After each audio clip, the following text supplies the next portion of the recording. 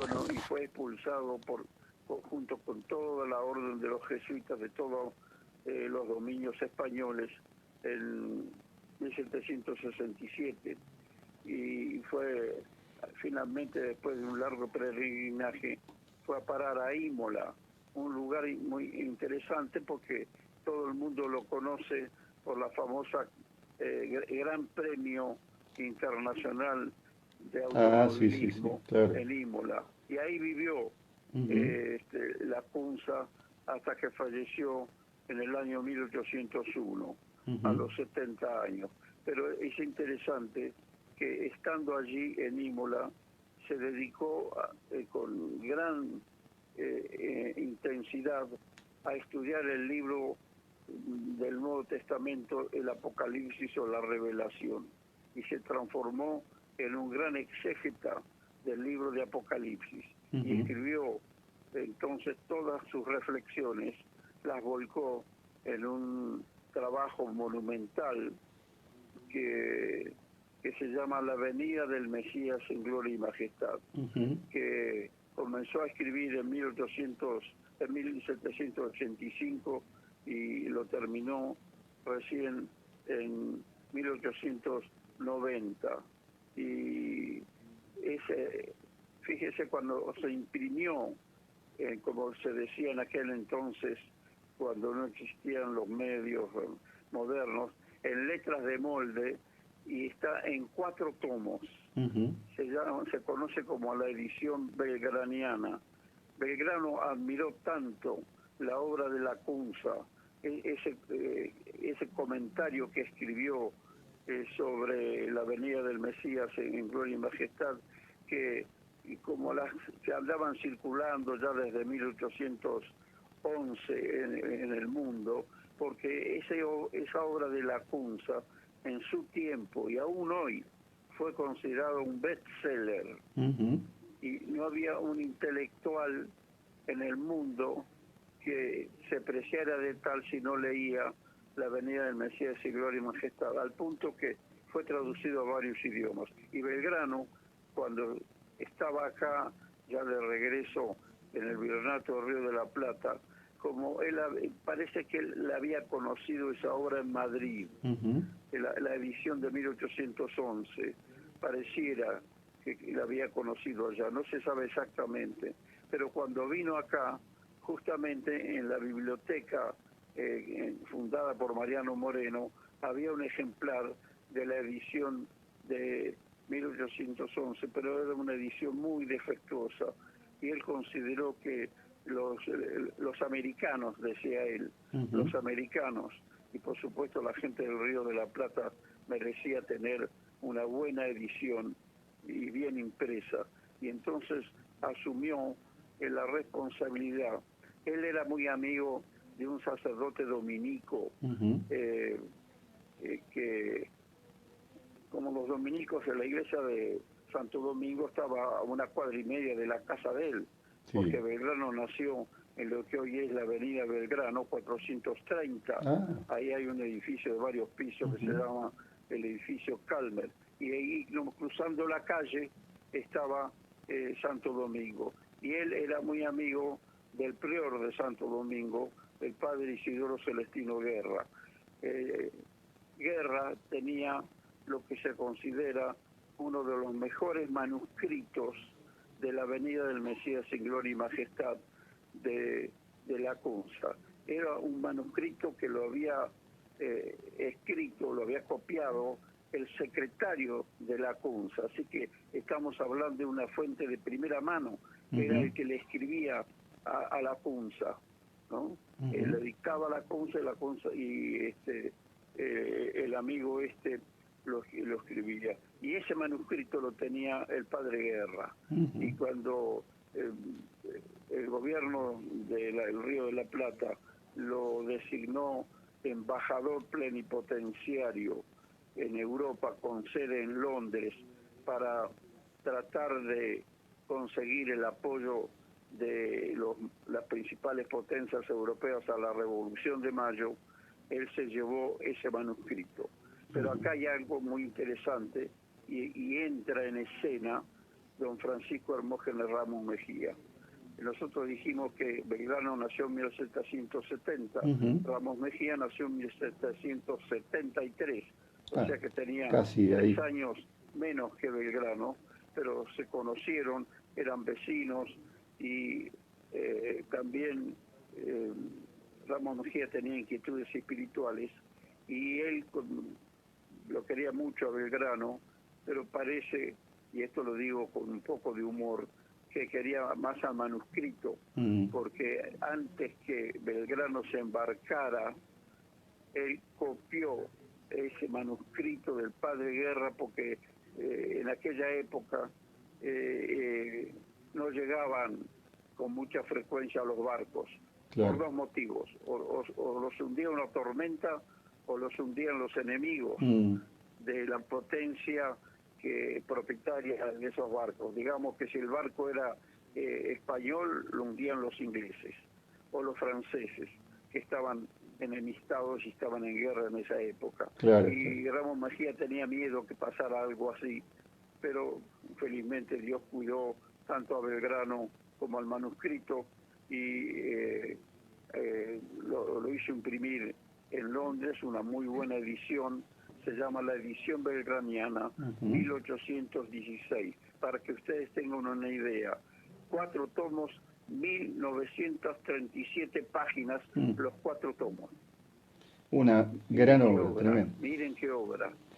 Y la trajo, y llegaron acá, de los 1500 ejemplares, llegaron 1496, porque 4 se quedó el editor Wood, W-U-U-D, de allá de Inglaterra, y 1496 ejemplares llegaron acá al Río de la Plata y se distribuyeron por Chile y otros países. Interesantísimo, porque había tanto interés en esa obra.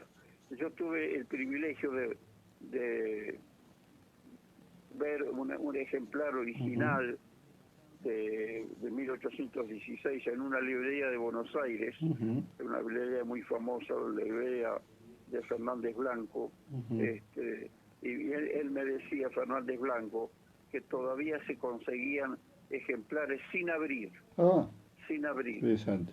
Es muy difícil, generalmente los traían de Chile, porque en Chile todavía los siguen respetando y difundiendo a Manuel Lacunza. Yo les cuento esto para que nosotros tomemos dimensión de la gran obra intelectual que realizó Manuel Belgrano, haciendo que nada menos que en Buenos Aires llegara esa obra impresa en 4 tomos, muy buena edición, muy buen papel.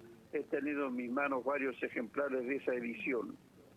Y una de esas, le llamamos colecciones porque eran 4 tomos, la tuvo Ramos Mejía. Lo que yo todavía no pude averiguar es si Ramos Mejía la compró o se la regaló Belgrano. Yo tiendo a pensar que Belgrano se la regaló porque esa edición no fue hecha con dinero del gobierno argentino. El gobierno argentino estaba en guerra, era una situación muy difícil. Recién había declarado la independencia en 1816, el 9 de julio, y todavía se estaba guerreando con las fuerzas de San Martín, estaban guerreando todavía hasta 1824, que terminaron la guerra de la independencia, así que no recibió ayuda oficial. Amigos le dieron dinero para esa edición, y se cree que, como don Francisco Hermógenes era un hombre muy adinerado, él le debe haber ayudado muchísimo, y entonces es una suposición, ¿no es cierto? Creo que Belgrano le debe haber obsequiado una edición. Pero lo más interesante es que esa edición, Ramos Mejía, que ya para ese entonces estaba viviendo en su estancia de Miraflores, era una estancia para dar un paseíto, tenía 172.000 hectáreas. ¡Qué paseíto! Todo lo que hoy es el partido de Maipú, en la provincia de Buenos Aires.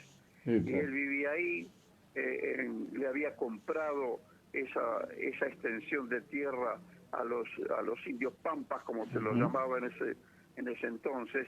Los indios pampas eran lo que científicamente se los conoce como los tehuelches septentrionales, o sea, del norte. Nosotros conocemos más a los tehuelches del sur, de la zona de Chubut y Santa Cruz y hasta Tierra del Fuego. Pero en la provincia de Buenos Aires estaban los llamados tehuelches, una fracción de tehuelches que eran del norte. Y él convivió perfectamente con estos aborígenes, les compró las tierras, fíjense ustedes, les compró las tierras y les pagó 10.000 pesos fuertes. Para que tengan una idea, claro. el peso fuerte en aquel entonces, parece la Argentina de hoy, valía $56. Un peso argentino valía $56. ¿Qué le parece? Increíble. Pastor Orozco. Es de no creer, ¿no? Totalmente cambiada la cosa. Bueno, don Francisco Hermógenes, que era una familia muy numerosa, vinieron de España, el padre era un hombre muy preparado, al punto que el gobierno virreinal, fíjense ustedes, durante el virreinato, el virrey le encomendó la creación de la Universidad de Buenos Aires. Hizo todo lo que se llama el estudio de factibilidad, el papá de don Francisco Hermógenes. Finalmente, la creación de la universidad recién se concretó con Bernardino Rivadavia en 1823. Era un hombre muy preparado, pero de poca fortuna.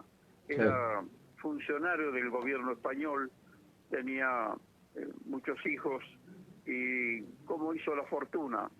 No la ganó jugando a la lotería, a las carreras de caballo, sino que la fortuna la hizo el hijo, porque fue muy inteligente.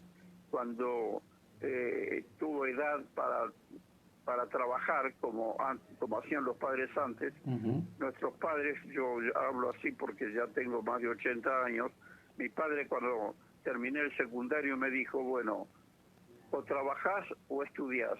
Si vas a estudiar no hay ningún problema, estudiá, que yo te ayudo para que puedas estudiar, pero vagos en casa no. Y parece que el papá de don Francisco Hermógenes le dijo lo mismo, y después de haber estudiado 4 años en el Colegio de San Carlos, se fue a trabajar, pero no fue a trabajar al lado del papito, se fue a trabajar nada menos que al Alto Perú, que ahora es la República de Bolivia.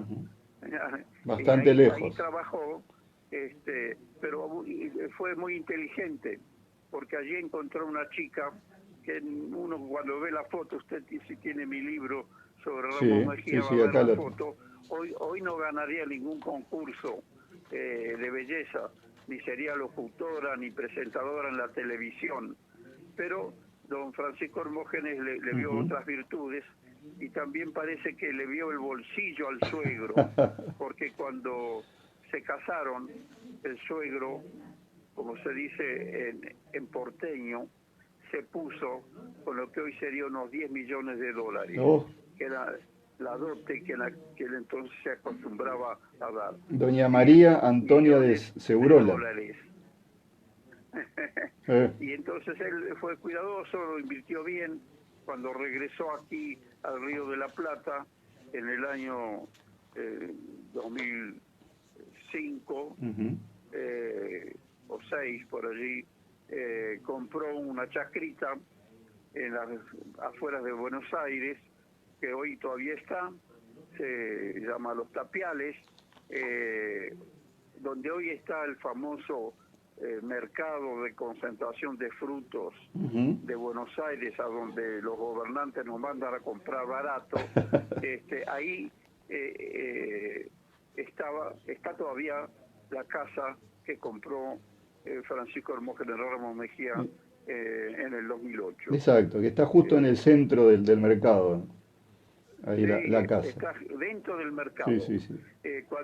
Para la gente que cuando se reanuden los viajes y van por el camino de Ezeiza, la autopista Richeri, ahí en Los Tapiales, si prestan atención, ni bien bajan de la General Paz a la Riquieri, a mano izquierda, entre los árboles, para encontrar la torre de la casa de Ramos Mejía. Allí, ahí murió también, pero también después compró en 1811 esas tierras, que fíjense ustedes la honestidad de don Francisco Hermógenes Ramos Mejía. Le pagó 10.000 pesos fuertes a los indios y también le pagó al gobierno, o sea que pagó dos veces, porque él consideraba que los verdaderos propietarios de esas tierras eran los aborígenes. Claro. Él se llevó muy bien con los pueblos originarios, al punto que varias tribus, que eran 7 caciques, él le dijo, bueno, estas tierras son de ustedes me las venden, pero ustedes si se quieren quedar acá, quédense. Claro, y claro. Las tribus se quedaron allí y él hizo algo muy importante, pero muy importante, les enseñó a trabajar. Y fueron los mejores trabajadores que tuvo don Francisco Hermógenes Ramos Mejía, junto con los gauchos. Claro, claro. Por eso, tanto los gauchos como los aborígenes lo querían muchísimo a don Francisco Hermógenes Ramos Mejía. Y ahí estuvo, se fue con la familia, en 1811 fue la primera vez solo, y después ya en 1814 llevó a la familia, y ahí estuvo hasta 1821, cuando lamentablemente por distintas circunstancias, especialmente un poco también por razones religiosas y otras por razones políticas, el gobierno de entonces lo tomó prisionero, lo sacó de su estancia y lo llevó como se dice ahora, con prisión domiciliaria a Los Tapiales. Y ahí murió en 1828. 7 años después murió allí. Algunos dicen, bueno, perdió varios hijos por la peste, por la fiebre, por la peste que debía haber sido cólera, y también eso le trajo mucha tristeza, además de estar encerrado allí. Pero bueno, hizo una gran obra. Ahí mismo lo acompañaron algunos de sus fieles amigos, los indios, y habitaron allí en la chácara de Los Tapiales. Esa chácara tenía 7.200 hectáreas. Claro. Llegaba desde la General Paz hasta lo que hoy es el Palomar de Caseros, o lo que es la estación aérea El Palomar, de un lado, y del otro lado Campo de Mayo. Todo eso abarcaba la chácara Los Tapiales.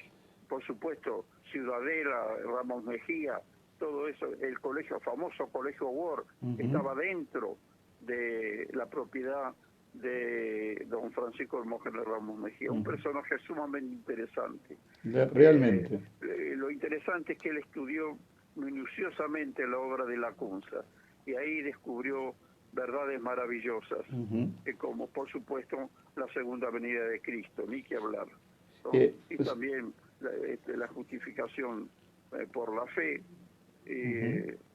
También descubrió lo que dice los 10 mandamientos en Éxodo capítulo 20, que el día de reposo de guardar es el sábado, y tantas otras doctrinas cristianas que guardaron los cristianos primitivos, que guardó el Señor Jesucristo y los apóstoles, y hasta el siglo IV se guardaron esas verdades que están en la palabra de Dios, tanto en el Antiguo como en el Nuevo Testamento, y esas verdades las guardó, las predicó y escribió acerca de ellos don Francisco Hermógenes Ramos Mejía, gracias a la visión de Manuel Belgrano de hacer imprimir esa obra fantástica de la venida del Mesías sin gloria y majestad del padre Manuel Lacunza y Díaz. Y al pensar en esto, uno podría también concluir en que Belgrano también valoró esas creencias. Sí, de Belgrano sabemos que fue un gran creyente, por supuesto él era católico, un buen católico, que creía en la segunda venida de Cristo. Eso lo tenemos, por supuesto, bien seguro, ¿no? Bien seguro. Y que también tenía interés en las escrituras. Claro, por supuesto, claro, tenía interés en las Sagradas Escrituras, claro que sí. Así que yo creo que justo por eso yo trabajé mucho este tema. Es una conexión interesante. No se conocieron personalmente con Lacunza, porque Lacunza murió en 1801, claro. Y Belgrano ya era grande, tenía 31 años, pero no lo llegó a conocer, porque ya estaba prisionero, como nosotros ahora con la pandemia, estaba prisionero en Imola. Así que no lo llegó a conocer, aunque estuvo en Italia. Él era del norte de Italia, justamente, era la familia de Belgrano. Pero no se llegaron a conocer personalmente. Claro. Muy interesante, doctor, lo que nos plantea, y la verdad, muy agradecido. Hemos aprendido, Bueno, yo he notado aquí varias cositas. Cualquier pregunta que haya, si hay tiempo, estamos a las órdenes. Si le parece, hacemos una pausa musical y vamos después a la última parte. ¿Cómo no? De acuerdo.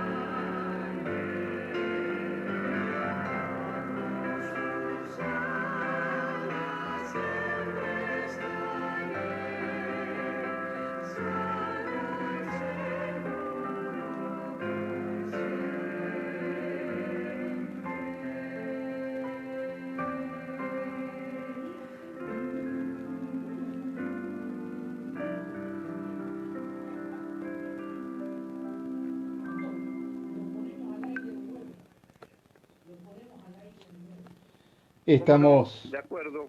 estamos aquí dialogando con el doctor Juan Carlos Priora. Él es historiador, es escritor y por supuesto profesor, ¿no? Eh, y estamos hablando en este Día de la Bandera acerca de algunas facetas por allí no tan conocidas en la historia argentina de Manuel Belgrano. Doctor Juan Carlos, ¿me está escuchando? Sí, Bueno, bueno, me mire, gustaría... hay algo, Sí. esta historia es muy interesante, muy Ujú, interesante. Usted sabe que, eh, bueno, como historiador, yo quería encontrar los 4 tomos que supuestamente Belgrano le regaló a Ramos Mejía y que él los estudió, pero algo muy interesante es ujú. que los anotaba. Él Ah, dialogaba con la Kunza ujú, y con la Biblia en la mano. Él tenía una Biblia que era la Biblia oficial de la Iglesia Católica, ujú. que es la Vulgata de San Jerónimo, Sí. del siglo IV. Y él con la Biblia en la mano y con lo que decía la Kunza iba comparando una cosa y la otra e iba haciendo anotaciones en los márgenes de esos Ujú. 4 tomos. Y me pareció que sería interesante encontrar esos 4 tomos. La verdad. Mi tesis doctoral la hice sobre Ramos Mejía Ujú, y por supuesto traté Ramos Mejía, bueno, primero la Kunza, Ramos Mejía y Belgrano. ujú. Así que tenía mucho interés en encontrar la obra que tuvo en sus manos Belgrano y que se la regaló, por supuesto, a Ramos Mejía. Pero durante tantos años, 30 años buscándola Ujú. y no la pude encontrar. Claro, claro. Hubo un gran historiador, decano de la Facultad de Filosofía y Letras de la UBA, Ujú, el doctor Clemente Ricci, un italiano que vino muy joven a la Argentina y fue un gran erudito, que él tuvo en sus manos una parte de la obra, algunos de los tomos, claro, claro. y él fue el primero que publicó Ujú. esas noticias de la obra de la Kunza. Y a mí me interesó muchísimo, Claro, publicó claro, varios trabajos, pero no encontró no encontró la obra completa claro. de la Kunza. Y así que yo me puse a buscarla y tampoco la encontré. Estuve justamente donde están los restos de Manuel Belgrano, Ujú, que es en la iglesia de Santo Domingo, en Defensa y Belgrano, en Buenos Aires. ujú, Allí hablé con los padres dominicos, porque yo sabía que el manuscrito del padre Guerra, como era el prior, había sido el prior del convento, ujú, estaba ahí, pero en ese día que yo fui no ujú. estaba el prior del convento y perdón, no estaba el bibliotecario y no lo pude ver, pero algo muy interesante, muy interesante. Hace exactamente en el año 2016, y vea usted las coincidencias, en el julio de 2016 un amigo me regaló el tomo 4 de la Avenida del Mesías sin Gloria y Majestad, edición de Manuel Belgrano, Ujú. que tuvo la Kunza, que anotó la Kunza.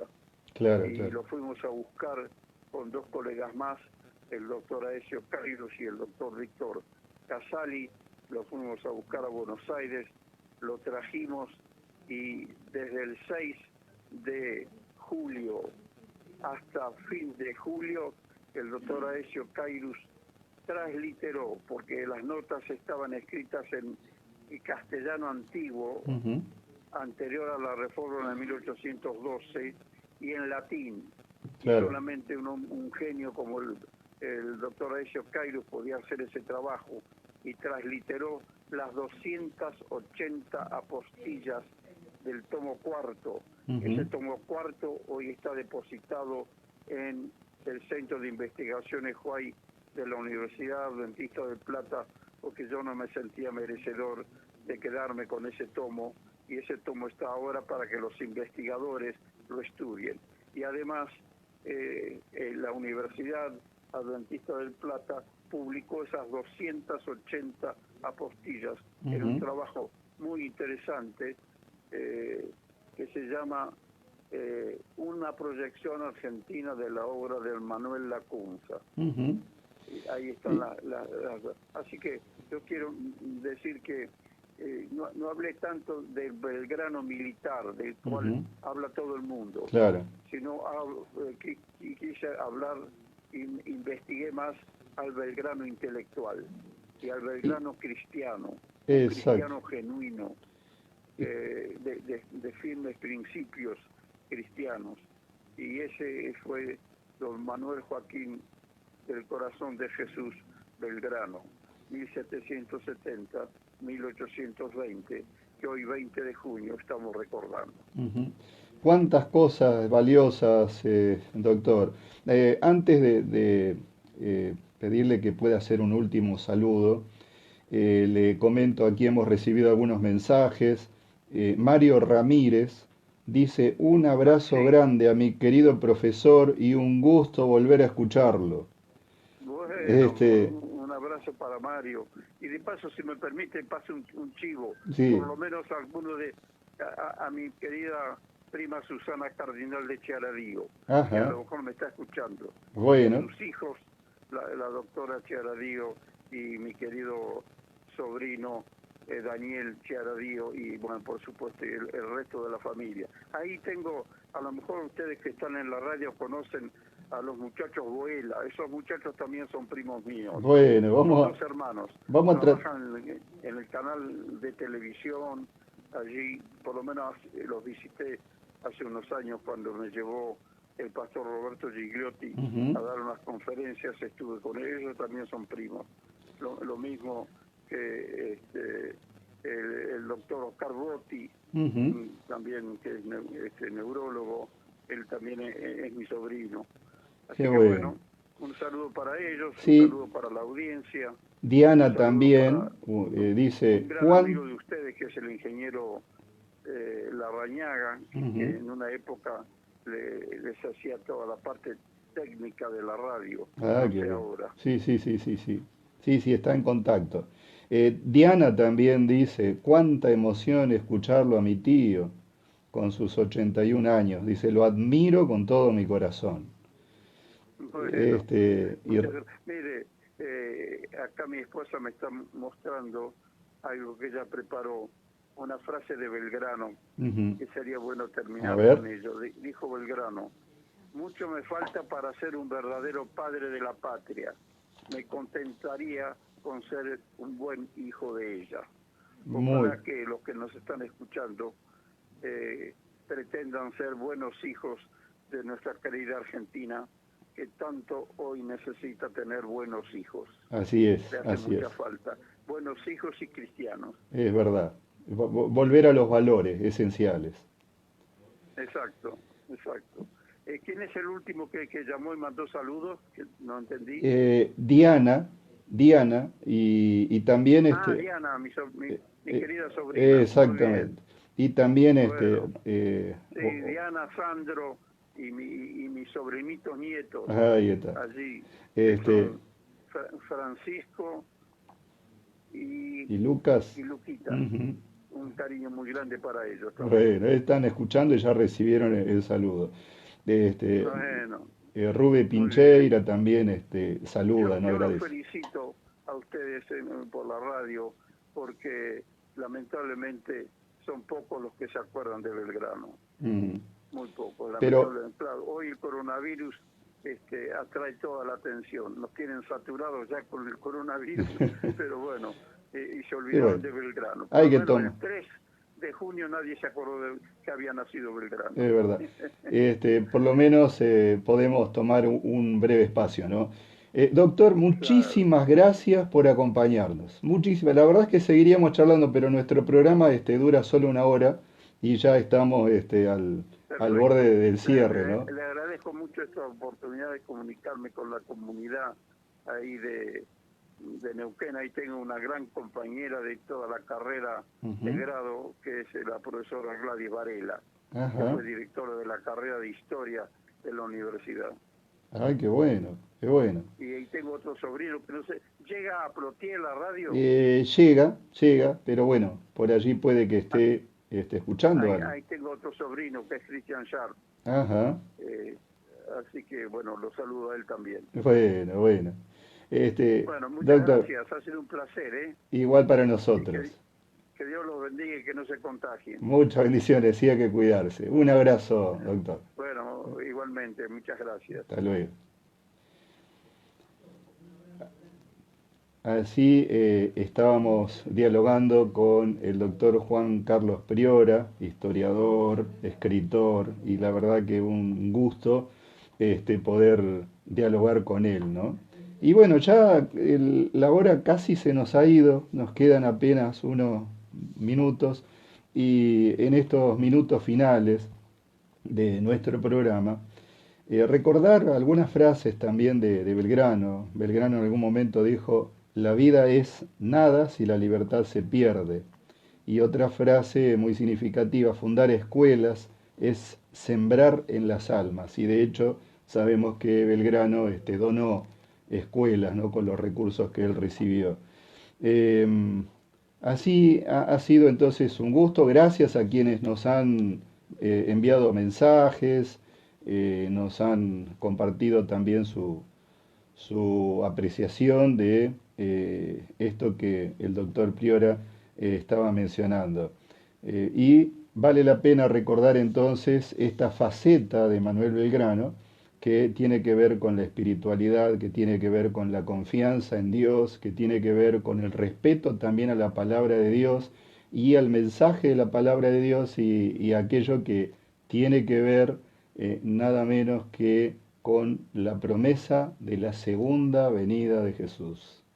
Belgrano leyó y creyó en la segunda venida de Jesús y compartió inclusive, porque allí el doctor nos mencionaba que hizo llegar esa obra, La venida del Mesías en gloria y majestad, a Francisco Ramos Mejía.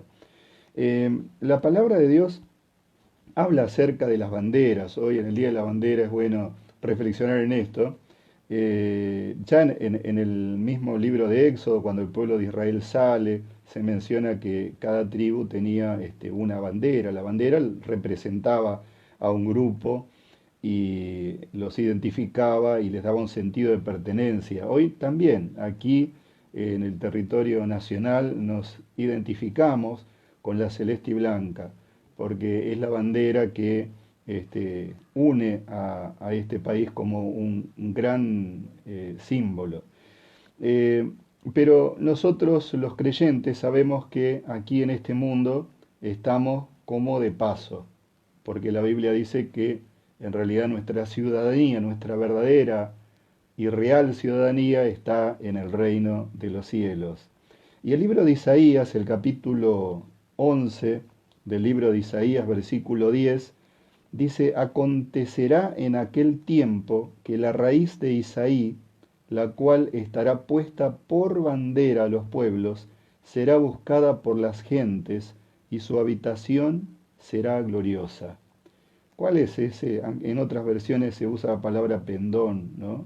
O podría ser estandarte, bandera. ¿Cuál es esa bandera que se levanta en los pueblos, la raíz de Isaí? El Señor Jesús lo dejó en claro cuando Él, en el Evangelio de San Juan, dice que Él va a ser levantado y que al ser levantado va a traer a todos hacia Él. Cuando Jesús fue levantado en la cruz, Él allí atrae a toda la humanidad y Él ahora se constituye en esa bandera, en esa señal, en esa identificación que reúne a todos los creyentes, en esa bendita promesa de la cual estuvimos hablando con el doctor Priora, de la segunda venida de Jesús, la venida del Mesías en gloria y majestad. Y tenemos esa promesa. Por lo tanto, es tiempo de mirar esa bandera, de aferrarnos a esa bandera y de esperar la promesa de la venida de Jesús. Por eso te invito para que cuando estás desalentado, estás con alguna angustia, algún problema muy grande, recuerdes que con el Señor Jesús eres vencedor. Con el Señor Jesús puedes tener la seguridad de que la batalla está ganada. Belgrano tuvo grandes virtudes y como hemos mencionado, una de esas virtudes fue la fe. Él nos dejó el legado de una bandera, una enseña patria, y el Señor Jesús nos dejó también una bandera que nos da la seguridad de la salvación. Por eso, acepta a Jesús en tu corazón y búscalo con todas tus fuerzas, búscalo, porque ese Señor, ese Salvador, es el que te va a dar con seguridad la victoria. Así es que vamos a compartir, ya para cerrar nuestro programa en esta tarde, una oración. Quiero que oremos en este momento y le pidamos al Señor que Él vaya al frente en nuestras batallas, de tal manera que con Él seamos siempre más que vencedores. Vamos a orar. Bendito Dios y Padre nuestro que estás en los cielos, queremos darte gracias. Gracias, Señor, porque somos parte de un país, porque tenemos nuestros emblemas, porque hay una bandera que nos representa.